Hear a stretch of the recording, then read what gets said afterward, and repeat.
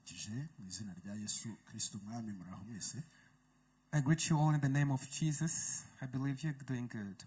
Nongeye gushima Imana impaye guterana namwe hano muri BETHESDA. I'm grateful to God for this wonderful opportunity to be here once more. Kandi nshimira umushumba wantumiye. And I'm also thanking the bishop who invited me. Kandi namwe mukaba mwanyakiriye.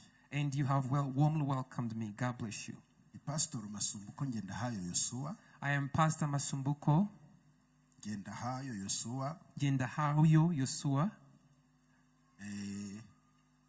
Umugore wanjye nasubira haguruka baramutse. I would like my spouse to stand and greet the church once more. Yitwa Umugabekazi Anonsiyata. Her name is Umugabekazi Anonsiyata. Guhuza Umugabekazi na Masumbuko bikorwa n'Imana yonyine. So matching Umugabekazi and Masumbuko, only God can do that. Masumbuko bisobanuye imiruho. Masumbuko means toil. Naho Umugabekazi namwe muramumva n'umwamikazi. On the other hand, Umugabekazi means the queen. Ubwo Imana yabonye ko Umugabekazi yaruhura miruho. So God found it worth that Umugabekazi can give relief to toil, pain. And being who I am, she played a major role. So we've been living together for 30 years. And we've been serving in the ministry quite well. She's not an evangelist, but she also serves and plays a major role in other activities in church.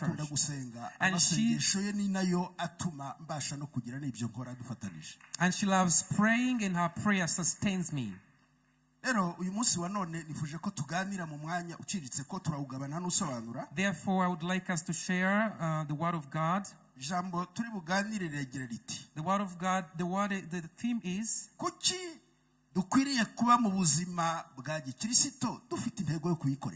so why do we have to live a Christian life with a purpose to serve God? Why? We need to live a Christian life with a specific purpose. And our purpose to serve the Lord who called us. But what is the reason behind? So I'd like us to read the scriptures.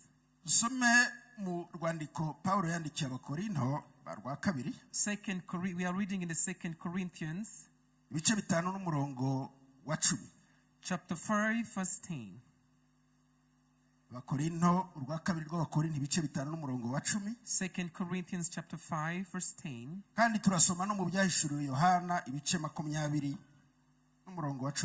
We shall also read in the book of Revelation 20:11. Kandi turasoza dusoma mu butumwa bw'iziko bwanditswe na Luka ibice 19 n'umurongo wa 11. And we shall also read in Luke 19 verse 11. Usome mu Bakorinto igice cya 5 umurongo wa 10. Let's read. Kuko twese dukwiriye kuzagaragarizwa imbere y'intebe y'imanza ya Kristo kugira ngo umuntu wese ahabwe ibikwiriye ibyo yakoze akiri mu mubiri ari byiza cyangwa ibibi. Ibyahishuwe Yohana ibice 20 Revelations 20 umurongo waho wa 11. Revelation 20:11. Mbona intebe y'ubwami nini yera, mbona niyicayeho, isi n'ijuru bihunga mu maso hayo, ahabyo ntihaba hakiboneka. Mbona bapfuye abakomeye n'aboroheje bahagaze imbere y'iyo ntebe, nuko ibitabo birabumburwa, kandi n'ikindi gitabo kirabumburwa, ari cyo gitabo cy'ubugingo. Abapfuye bacirwa imanza z'ibyanditswe muri ibyo bitabo zikwiriye ibyo bakoze. Inyanja igarura abapfuye bo muri yo, urupfu n'ikuzimu bigarura abapfuye bo muri byo. Bacirwa imanza zikwiriye ibyo umuntu wese yakoze. Urupfu n'ikuzimu bijugunywa muri ya nyanja yaka umuriro. Iyo nyanja yaka umuriro niyo rupfu rwa kabiri. Kandi umuntu wese utabonetse ko yanditswe muri cya gitabo cy'ubugingo ajugunywa muri iyo nyanja yaka umuriro. Dusoze dusoma mu butumwa bw'iziko bwanditswe na Luka. We're reading in Luke. ibice 19 n'umurongo wa 11. Luke 11:19 to 11. Bumvise ibyo yongeraho umugani kuko yarageze hafi Yerusalemu kandi kuko bibwiraga ko ubwami bw'Imana bugiye kuboneka uwo mwanya. Nuko aravuga ati, hariho umuntu w'imfura wazindukiye mu gihugu cya kure kwimikirwayo, yamara kwima akagaruka. Nuko ahamagara abagaragu be 10, abahamina 10, arababwira ati, muze mube muzigenzura kugeza aho nzazira. Ariko ingabo ze zaramwangaga zimukurikiza intumwa ziti, uyu ntidushaka ko adutegeka. Agarutse amaze kwimikwa, ategeka ko bahamagara babagaragu yasigiye za feza ngo amenye uko urugenzo umuntu wese muri bo yagenzuye. Uwa mbere araza ati, mwami, mina yawe yavuyemo izindi mina 10. Aramubwira ati, nuko mugaragu mwiza, kuko wakiranutse ku gito cyane, nuko ube umutware w'imisozi 10. Haza uwa kabiri ati, mwami, mina yawe yavuyemo mina 5. Uwo nawe aramubwira ati, nawe twara imisozi 5.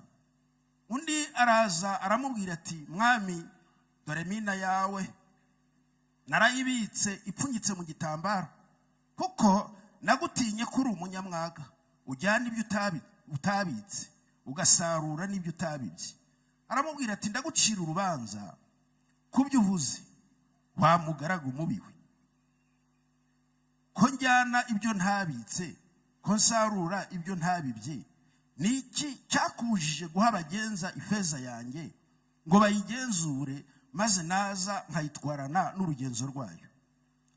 Abwira abahagaze aho ati, ni mu mwake mina ye, muyihe ufite mina 10.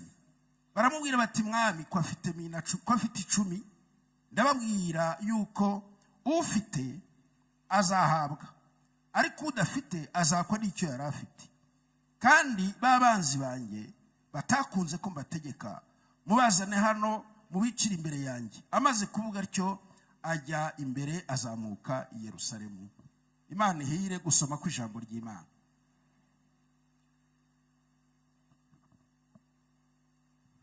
Mu nzandiko Paulo yanditse, In the epistles that the Apostle Paul wrote, urwandiko rw'Abefeso nirwo rurimo umurongo mukuru wo gukizwa. the epistle of the Ephesians is the one that speaks about Ibice salvation. 2 n'umurongo wa 8 kugera ku 10 haragira hati, Chapter 2 from 8 to 10 says, mwakijwe n'ubuntu kubwo kwizera. you are saved by grace, by faith. Ibyavuye kuri mwe ahubwo ni impano y'Imana. It didn't come from you, but it's the gift of God. Ibyavuye no ku mirimo kugira ngo hatagira uwirarira. Not because of your deeds, so that you may not boast. Uko turabo yaremye, For we are his creation, ituremeye imirimo myiza muri Kristo Yesu.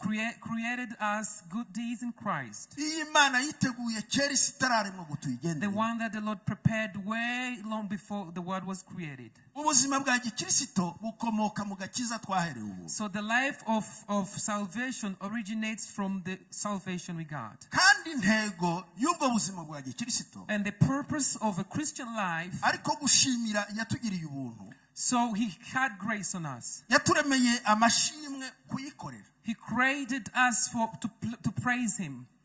Twakijijwe kubw'ubuntu. We were saved by grace. Kandi kujya mu ijuru n'ubuntu bw'Imana buzatugeza. And going to heaven will be carried by the grace of God. Ariko abakijijwe n'ubwo buntu, However, people who are saved by the grace, bategetswe kandi bafite intego yo gukorera uwabagiriye ubuntu. they have an order and a command to serve he who had grace upon them. Kandi bakamukorera uko ijambo ry'Imana rivuga. Serving him in accordance with the word of God. Kuki iyo ntego yo gukorera Imana dukwiriye kuyigendana muri ubu buzima? So why do we have to value greatly the purpose of serving God? Hari ibintu bigera muri 3 nifuje kuganira nawe. There are 3 paramount things I want to share with you. Impamvu dukwiriye gukorera Imana yatugiriye ubuntu. The reason why we ought to serve God who bestowed grace upon us, Ni it is this. hari umunsi There is a day buri wese that everybody, buri muntu wakiriye Yesu nk'umwami n'umukiza, every Christian who believed in Christ akababarirwa ibyaha kubw'igitambo cy'umusaraba, and was forgiven because of the blood, umunsi umwe azajya imbere y'Imana. one day he will face the judgment seat.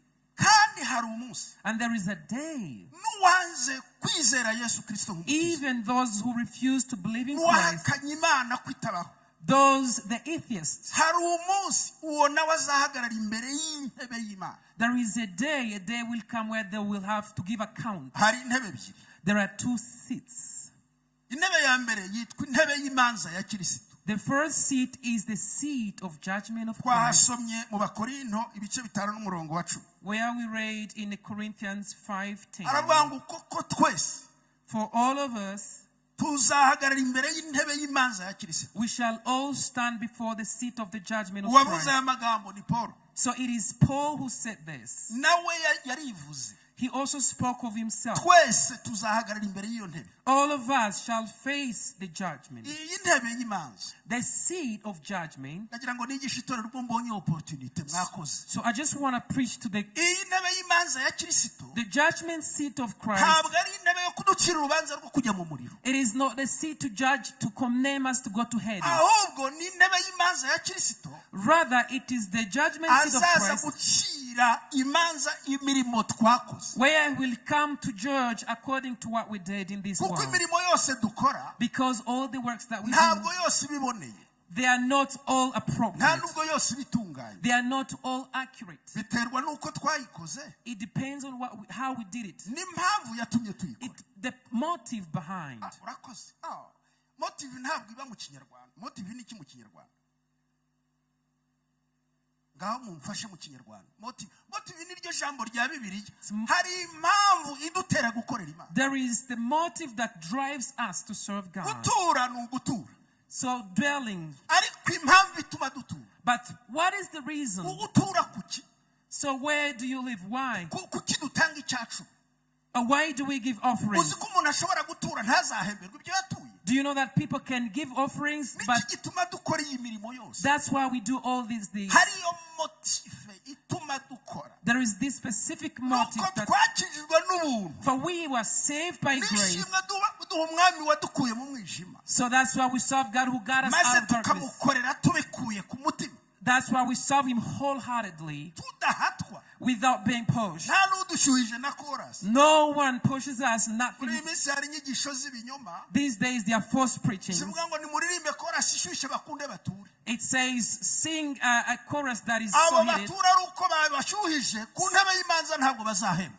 Those who sit because they are motivated, they will be judged. Bibiliya iravuga ngo Because the Bible says, Abakolosayi ibice 3 n'umurongo wa 23. Colossians 3:23, Haravuga ngo ibyo mukora byose. it says everything you do, Ibyo mukora byose. everything you do, Mubikore mubikuye ku mutima. do it with all your heart. Abadakorera abantu. Like people who are not serving Nubwo mukorera abantu. people who are not serving the earthly masters, Kandi mubikore nk'abakorera shobuja mukuru Kristo. do it like you're serving the Father, Kuko shobuja mukuru Kristo because the Master Christ uzabagororera. will reward you.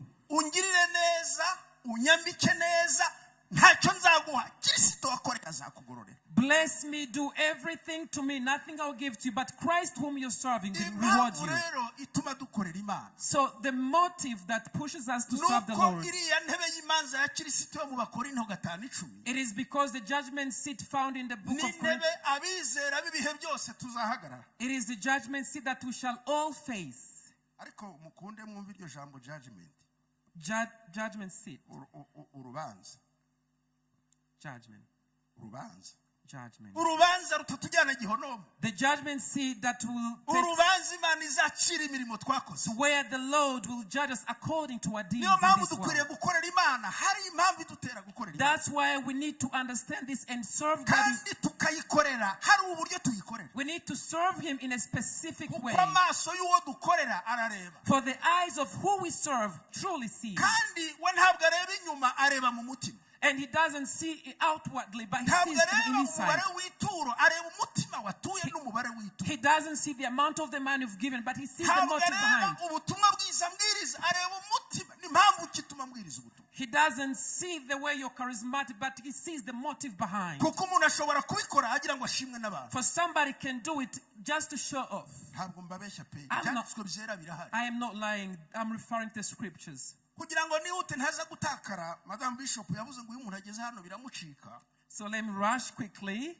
Nuko mpamvu z'umwanya. So due to time, Bibiliya iratubwira ngo the Bible says, iyi ntebe y'imanza ya Kristo. so the judgment seat of Christ, abera twese bibihe byose. the saints everywhere, Na Paulo ari.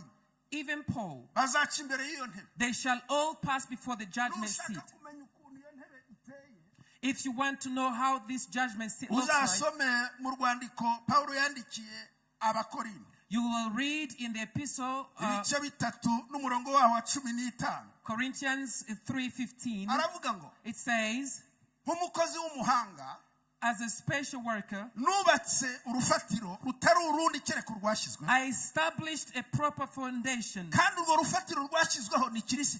And the foundation referred to is Christ Ariko Paul himself. aravuga ngo ariko buri wese yirinda uko arwubaka. But the Apostle Paul said everyone should be watchful the Ngo way, kuko imirimo yose yubatswe kuri urwo rufatiro because every deed is built upon this foundation, izageragezwa na wa databuja mukuru. they will be tasted by the Ngo master. kubw'iyo mpamvu Therefore, abubakishaho ibyatsi, so those who build by straws, abubakishaho ibiti, those who build by stakes, abubakishaho ibikenyeri, those who build by reeds, ngo ikintu kizagerageza iyo mirimo so what will taste those deeds? n'umuriro.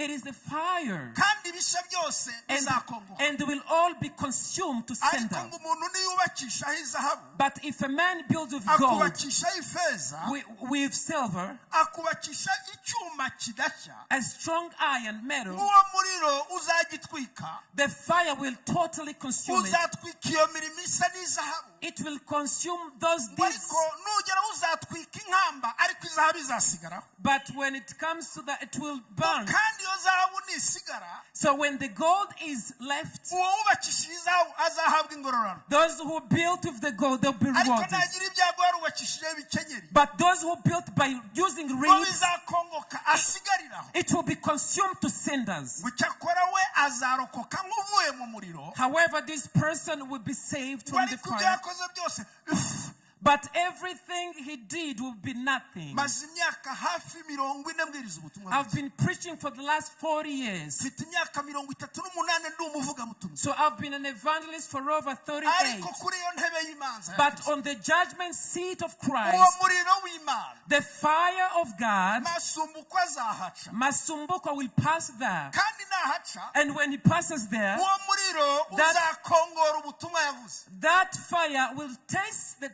evangelism. Ubu uzasigara n'ubwabwirije bivuye ku mutima w'urukundo. So what will be left is the one that was Ariko from the heart. ubwabwirijwe ngo mu nkomere amashyi buzashya. But the one that was pushed because of showing off, Kandi kubw'iyo mpamvu and for that reason, Pawulo aravuga mu Bakorinto ibice 9 n'umurongo wa 14. Paul says in the book of Corinthians 9:14, Aravuga ngo he says, iyo mbwiriza ubutumwa bwiza when I preach the good news, ntacyo nirata.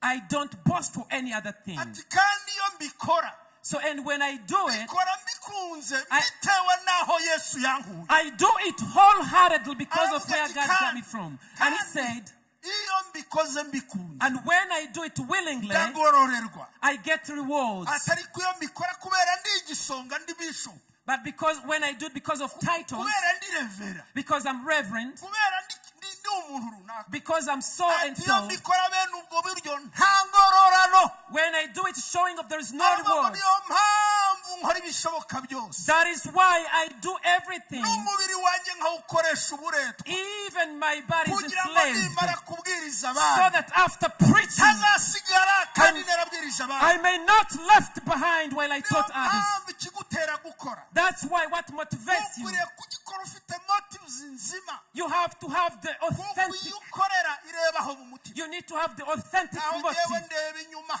I I see outward things. ushobora gukora nkagushimira You can work and I will ariko appreciate ureba mu you. mutima ikamenya ko But utayikorera he who sits in heart knows that you're not doing the right thing. dukwiriye gukorera imana You need to serve God kandi tukagira intego yo kuyikorera with a clear purpose and motive. kuko umunsi umwe For one day, uwo ari we wese everybody n'ibihe byose and all the time, azahagarara imbere y'intebe y'imanza ya Kristo will face the judgment kandi seat. imana izagororera umuntu wese And God will give kuri rewards ibyo yakoze ari byiza cyangwa bibi muri uyu mubiri in proportionate to what you did while you're still living. iyi ntebe ntabwo ivuga ibyaha This judgment seat, ivuga imirimo it speaks of the deeds, ibyo twakoze the works we did while we're living in the world. umwe databuja mukuru yesu So, Master Jesus Christ, yigeze yitegereza abatura he once observed people giving offerings. haleluya Hallelujah. nkunda amaturo So, offerings.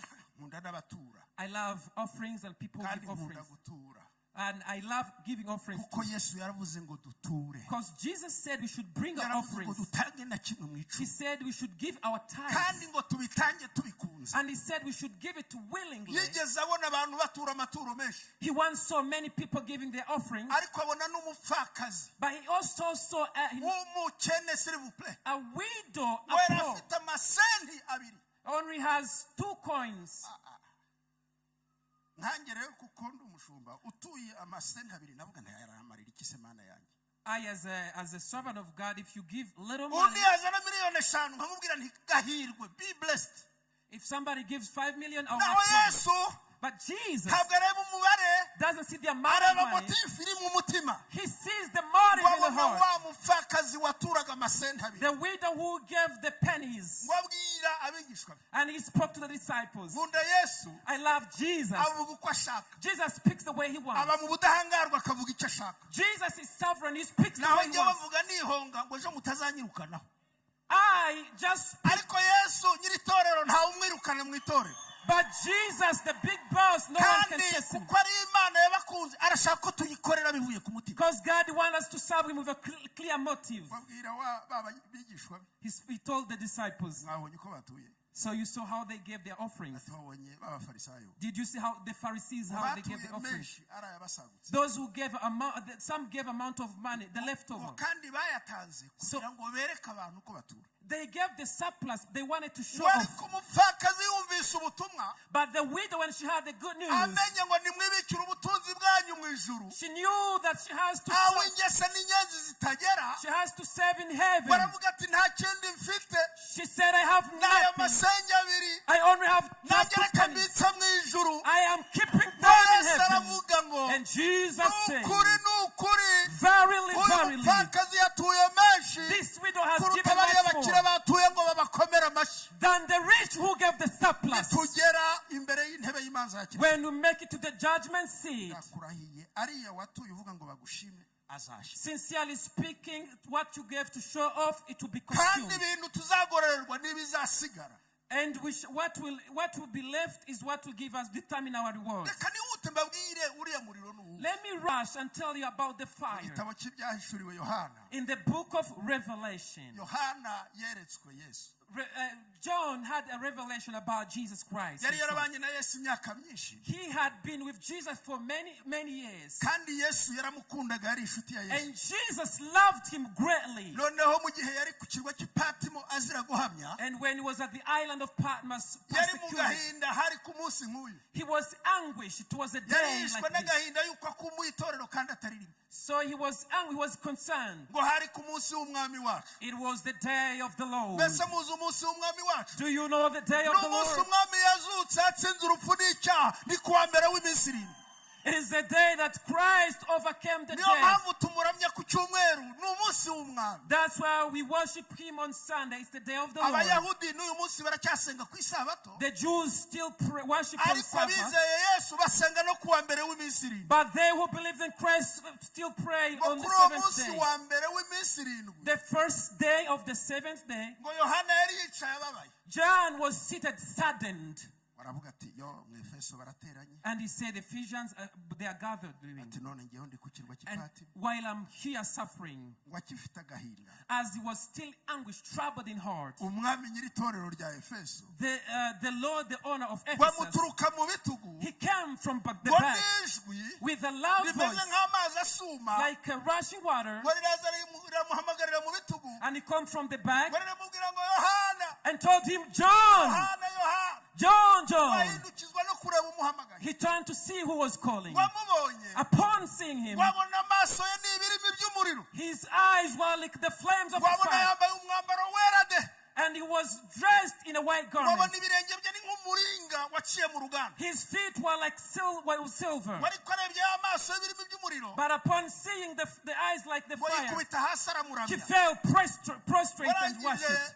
amukoraho. And he touched him. Baramubwira ngo komera Yohana. And he said, John, be strong. Ninjye wari warapfuye I was ariko mpora dead, w'iteka but ryose. I'm alive. Kandi uhumure ninjye ufite imfunguzo z'urupfu n'ikuzimu. And fear not, I possess the keys of the Hades and heaven. Ibintu ngiye kukubwira But I'm about to tell you, uzabyandikira amatorero yose. give it to all churches. Agiye kwandika When he was about to write, aramubwira ati kandi wandikire na marayika w'itorero rya and he Efeso. also said, address to the Yarababaye angel of ko ariwe Ephesus. mushumba wa Efeso. He was sad because he was the Naho pastor of umushumba Ephesus. mukuru wa Efeso ariyo. But the great pastor of Ephesus was there. Ariko aho muranyumvise. Did you hear me well? Ubu rero bishop n'umushumba mukuru wa BETHESDA. Right now, Bishop is the senior Ariko pastor. umushumba mukuru w'umushumba mukuru arimo. But the greatest is Kandi here. yitegereza mu mitima abakirisitu ba BETHESDA. And he has seen in the hearts of the Akareba Christians. uko bakora. He sees how they Naho work. bishop ni umugaragu w'umushumba mukuru. So he sees how they work. Na Masumbuko ni umugaragu w'umushumba mukuru. And I, Masumbuko, Ariko nyiri itorero but the honor of the church, ahora atambagira mu itorero rye. he's always moving about, Yitegereza imirimo abera. observing the works of the saints. Niyo mpamvu That's why kuri iyo ntebe y'imanza ya Kristo.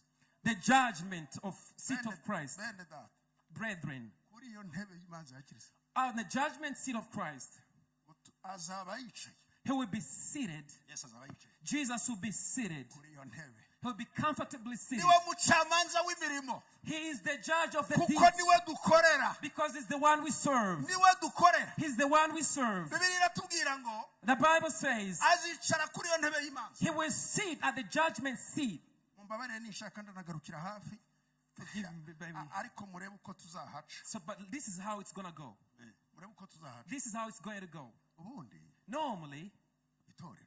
the church Ryambaye iniforume. The church has a specific uniform. Mu Byahishuwe Yohana In Revelation 19, haravuga ngo it says, nuko mbona therefore I saw. Yerusalemu imanuka irimbishijwe. So Jerusalem coming Kandi down. imeze nk'uko umugeni yarimbishirijwe. Jerusalem was embellished Ngo like kandi a bride. mbona uwo mugeni So and the bride ahawe kwambara was given yambaye umwambaro mwiza w'igitare. so a white robe. Nguri w'ibara ritukura. So with a red Ngo color. kandi uwo mwambaro mwiza w'igitare. And that wonderful robe. Ni umwambaro twambitswe na Yesu Musa dukiza. Ni umwambaro wo gukiranuka yatwambitse. It was a robe who were given by Christ. Ariko n'imirimo myiza y'abera bakoze bakiri mu isi. And the good deeds of the saints. Nta bindi tuzimukana. So nothing else shall be Nta wundi talked mwambaro about. tuzajyana. So we won't have any other robe. Tuzaba twambaye ibyo twakoze. We will be dressed in Kuva our ku deeds. munsi twakirijwe. From the day we received Kugeza Christ ku munsi uwo munsi mukuru. until the great Tuzaba day, twambaye imirimo we twakoze. shall be dressed in deeds. Ndababaye niba udakora uzaba wambaye iki? If you don't work, what will be wearing? Warakijijwe rwose? Yes, you got saved. Yego koko warakijijwe? Yes, you got saved. Ariko niba udakora But if you don't work, uzaba wambaye ubusa. so you'll be naked. Icyakora uzarokoka nk'uwakijijwe. Yes, you will be saved, Ariko nta ngororano uzabona ibwami. but you won't have any rewards in the Niyo kingdom of mpamvu God. dukwiriye kwihatira gukora. That's why we need to work. Kandi tugakora imirimo yo gukiranuka. And we need to work. Nk'ishimwe ry'umwami waduhamagaye dukura mu byaha. So like we are serving the Lord who saved us. Tuzahaca rero Therefore, Yesu yiyicariye. Jesus will be Maze seated. ngo amaso ye And his eyes, ni ibirimi by'umuriro. they are like flames of fire. Flame kweli. azaba ari ibirimi by'umuriro. They will be like flames of fire. Tubaza ngo wabwirije ute? He want to ask us, how did you preach? Uzaba wambaye ibyo wabwirije. You'll be dressed the Wambaye deeds. n'amaturo watuye. And the offerings will be on you. Wambaye ibyo wambitse abakene. Everything you gave to the Wambaye poor. impano wakoresheje z'ubuhanuzi. So the giftings you had for Wambaye impano the y'ubushumba wararagiye itorero. so as a pastor be rewarded. Narangiza ngo azakureba gusa. And he shall only see you. Umuriro ukongora ibyo waragiye bitari ku mutima. And the fire will consume. Umuriro ukongora ubuhanuzi wahanuye ugira ngo bagushime. The fire will consume everything. Ukongore ya mirimo wambitse abakene kandi utabakunda. Everything. Kuko umuntu ashobora kwambika abakene atanabakunda. Because you can clothe the poor. Ukabaha gusa mumve mu maso. You give them for Iyo nayo ni imirimo ariko ntabwo tuzayihemberwa. That's the deeds, but we won't have Niyo any mpamvu rewards. ijambo ry'Imana ritubwiye. That's why the word of God says Dukwiriye gukorera Imana dutinya. we need to serve God. Zaburi ya 2 n'umurongo wa 10. Psalms 2:10. Mukorera Uwiteka mutinya. Serve the Lord with reverence. Munezerwe kandi muhinde umushyitsi. Rejoice and tremble on the other hand. Musoma urya mwana kugira ngo atarakara. So praise God. Mugashirira imbere ye. So that you may not be consumed. Agerakazwa no kubona ibyo ukora bitari mu mutima. Sometimes it's ariko ngo hahirwa bamuhungiraho. But blessed are those who take refuge. Bwana sifiwe sana. Praise the Lord. Dukwiriye kuba abakirisitu nyabakirisitu. We need to be ariko tuzi neza ko tuzaca mu maso ye. true Christians and knowing we shall face the judgment seat. No one will escape. Nta n'umwe nta muntu uzahahunga. No one will escape. Uzahaca pe. You shall kandi face uzaba wambaye ibyo wakoze. and you'll be wearing your ibyo wakoze muri public. What you did in n'ibyo public. wakoze muri private life. And what you did in public uzaba life. wambaye imirimo abantu bazi niyo uzi wenyine. You'll be clothed in the deeds you did in ariko public. imirimo yose itarakoranywe mu rukundo. But all deeds that were done without love, kugira ngo badushime batwamamaze, that were done for the sake of imirimo yose izakongoka. they will all be consumed to sinners. That's why hari abantu bazahenda. There are people who will receive rewards. Atangazwa nuko bahembwe bike barakoze byinshi. And will be rewarded, that will be surprised, shocked kubera motives dutera gukora. Because of the motives. Dukwiriye gukorera Imana. We ought to serve the Lord. Ariko tuzi ko tuzahagarara mu maso y'Imana. But knowing that we shall face the judgment seat. Kanihutire kuri uyu murongo wa nyuma dusorezaho. Let me rush briefly as I wind up. Bibiliya iratubwira ngo, the Bible says, nuko umwami wacu aca umugani. So and the Lord gave them a parable. Wacira umugani abigishwa be. So he gave a parable to the disciples and everybody. They thought that the kingdom of God was about to come. Yet it wasn't the right time. It came in heart. But it shall come truly when you shall reign. And he told them there was a noble man. A noble man, kabisa. So here I realized so the way you look. Madam Bishop yavuze ngo nukusa konyine nishimwe rivuga. So my bishop said it was from the heart. All people don't look like you. All people don't dress like you. It is great to look like this. There is a time we are not looking like this. The way you look, give an offering for that. The way you dress, give an offering for that. So this is not how our bishop looked like before. And this is not how I used to look like. So my wife wasn't sitting there. But God is worthy of our praise. And all those, it requires knowing. We shall face the judgment seat. So the nobleman went and called 10 servants. 10 servants. And gave them how many minas? 10 minas. Everyone was given 1 mina. So sometimes people so they think it wasn't talent, it was mina. It was money. So I'm giving talent to everyone. Go and test them. Mugende mukore business n'iyi mina yanjye mbahaye. Go and do business with this mina I've given to you. And he said, when I return, praise the Lord. When I return, you will give back my mina, and you will give it to me with profit. Jesus gave us salvation for free. But when he comes back, he will ask you, what did you do with it?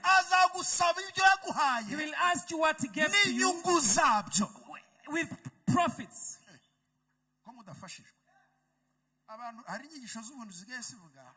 Once saved, always saved. Bongo. So we were saved to good works. It is not just works, but there are these that were created to do, so that we may walk in them. And he said, you bring it back with profits. Let me ask you, so what did God give us that is equal to everybody? 1 mina to 1 servant. So I have that mina, and Bishop Rugamba has it. One mina. So my wife has 1 mina, and you too possess it. And God gave it to us to have profits. So after telling them that word, the Bible says he came back. One servant said, Master, your mina. So I have a profit, I have 5 more mina. Listen to what the master answered. He said, well done, good servant. What a praise. Beg shimwe. So well done, my servant. So who are righteous in you, but I'm going to give you more, so you will take. Amen. And the other one came, and he said, Master, the 1 mina you gave to me, so it profited with 5 mina. So the answer is not the same. He said, you too. He didn't say, well done. He didn't say, well done. You too. You too go and command 5 mountains. And then another servant also came. And he said, Master, this is your mina. So I just wrapped it in, so and kept it, because I knew you would be so hard. First thing, you asked me to work. Why do you expect profits when we have done nothing? As a result, this is your mina. Just take it back. And the master said, well, you nasty servant. So if you tell me that so why did you take my mina and give it to the traders, so that they can give it to me with profits? Because and he said, so listen, servants, bind him. Bind him and throw him outside. I want to tell you one thing that we are all given. God gave us one thing, all of us. God gave us the same time to live. God gave us different spiritual giftings. And God gave us wealth even though they are not the same. So the time God gave to you, it is time to serve him. It is important to use your time, because time is a precious gift from the Lord. And time is short, is limited. byitwa none. That's why we need to serve God while it's still possible. Abazamara imyaka 60 nkanjye. Some will live to 6 years. Ariko hari n'abari buvanga bakajya handi.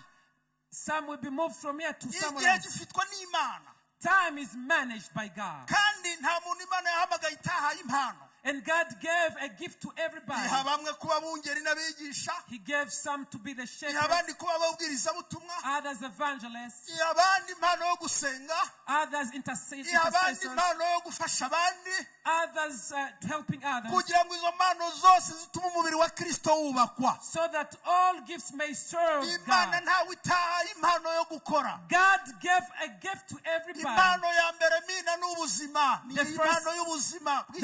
The first gift is life. The second gift is the spiritual gift. So that is the wealth the Lord gave to you. And therefore, you will give account. You will give account. Do you know that there are people who don't know they will die? Do you know that there are people who think they will not face the judgment seat? So what you see here, so serving God with a purpose, it is that one day, except passing the judgment, God will evaluate us. There is a word that they said I didn't quite understand. Accountability. Accountability ni iki mu Kinyarwanda? Kuryozwa. Kuryozwa ibyo wakoze nuko wabikoze. Amen. Muzi ko Imana izaturyoza umwanya yaduhaye. You know that we give account to what the Lord gave us. So you know that somebody will ask, I wish I knew. Do you know that people, you will give account to everything that you own. It is absolutely gift is yours. The wealth is yours. The manna God given to us. He wants us to put our manna to work. We don't have to postpone. Tomorrow is not ours. This is my day. If I have the time, let me speak right now. Because you never know what the future holds. This is your day to use the gift you are given by God. If you are given God gift, use it appropriately. If God gave you riches, use it for his kingdom. Because one day you will be accountable. Uzabazwa. I want to tell you, God puts everything. He will tell people on that day of judgment. Matthew 25:34. He will tell them, come. They that the Father blessed from the creation of the world. Come and let us rejoice together. For when I was hungry, you fed me. I was naked, you clothed me. I was poor, you built for me.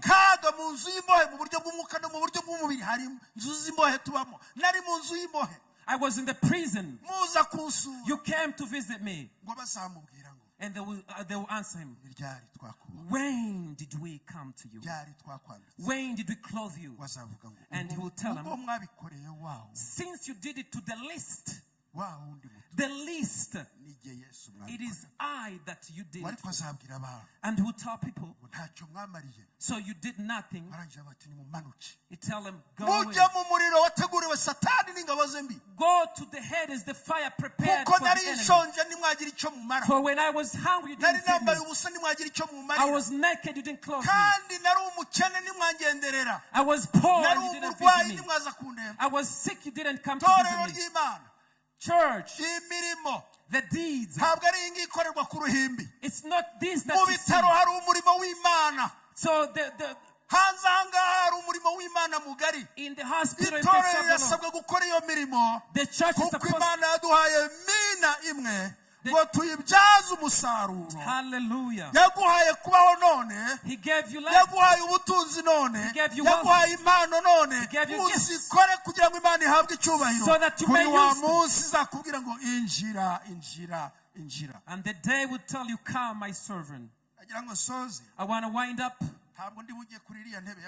I'm not going to go to the second seat. But I will speak about.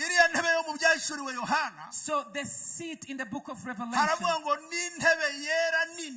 It says it is a holy seat. A holy. Okay. White. White. It was white. White throne. It was a white throne. And it was massive. And John saw the one who was sitting on the throne. So I want you to see that. The world and the heaven fled. So they judged it was the white throne to condemn those people who denied God.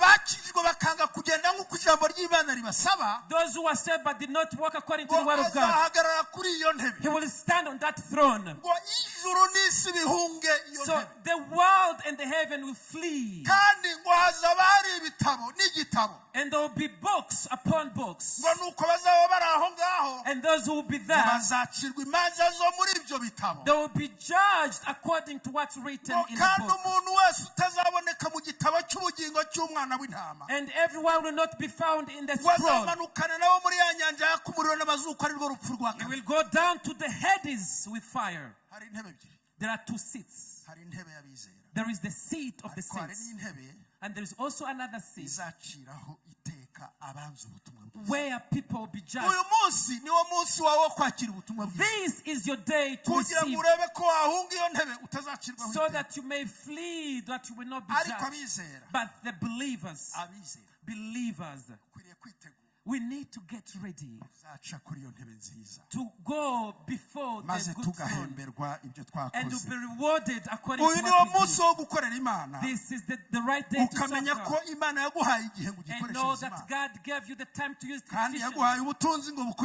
And He gave you wealth to serve. And He gave you the spiritual giftings. I believe it was the Pentecost week. Do you know why the Holy Spirit came to church? He said, be given power when the Holy Spirit comes. And you'll be the real man to witness. We witness by our acts. We witness by our riches. We witness Jesus by using our time. We witness the Holy Spirit tells us, and the Holy Spirit tells us, even now, Jesus may come back. What will you take with you? So I had time to read. I've been reading the book of Ecclesiastes. So I encourage you to read that book.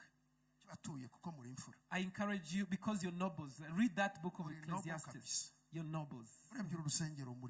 If you see the church, surely you're nobles. So we started praying under the tree. Praise God who blessed us this much. Amen. It is God of all seasons. God of those who play under the tree. Those who pray in this good church. It is God of those who walk. It is God of those who don't have children. It is God of the great. And it's God of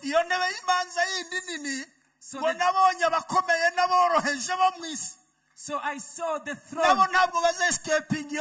They will not escape the other seat. I read Ecclesiastes. I read and said, he said everything is nothing. So when I say this, people seem to condemn me nukuri ntabwo mwacira witeka ko nanjye murareba ko nsa neza. Do not condemn me because I also look good. Nukuri ko Imana da. Truly, yangiriye neza da. He blessed me. Yampungiye mu ngata. Nanjye simwaye. So I look good too. God came through for me. If you're living, so you are saved, you have a wife, you have children, grandchildren, you drive yourself, you have a passport, so you're living. And they say everything is nothing. It's like chasing wind. When somebody does not obey God, everything is. So you are born naked. So, but in the last, everything has been heard. Honor the Lord. Keep His statutes. For the Lord to everyone will come to the judgment. If you serve the world, in the end everything will be futile. But if you serve God when you're here, so the things here, they will determine the ones you get. God bless you. God bless us. Let's remember to serve God. And let's use our time, our wealth, and the gifting we were given. God bless us. We shall stand well. Thank you.